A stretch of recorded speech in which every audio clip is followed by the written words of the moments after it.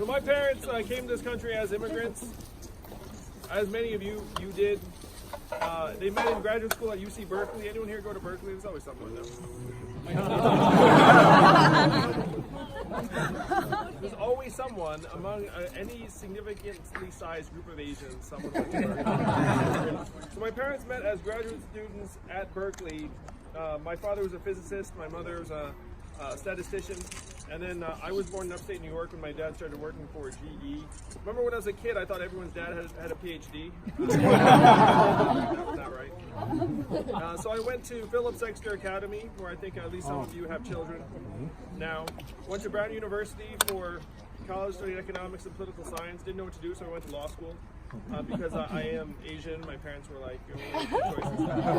So I was a corporate attorney in New York City for 5 months. Thought it was not a great job, and so I left to start a business. How many of you have started a business? At least some of you have, I'm sure. So if you have your hand up, you know it's very, very hard to start a business. And I found out it was very hard, the hard way. My little business failed, and so at this point I owed $100,000 in school loans. My parents still told people I was a lawyer. But then I decided to keep at it. I worked at another startup and then another, and then I became the head of an education company, and I grew to become #1 in the United States and was acquired by a public company in 2009.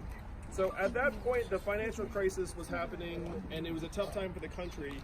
And I thought I had a clue why. I thought one of the reasons why the financial crisis happened was that so many smart, energetic, ambitious people were heading to Wall Street and Silicon Valley and consulting firms, and not places around the country to start businesses. So I quit my job. I donated some money to start a new organization called Venture for America. Started calling rich friends around the country saying, "Do you love America?" The smart among them said, "What does it mean if I say yes?" And then it's just like the things that got you all here today. And then I was like, "Do you love America for $10,000?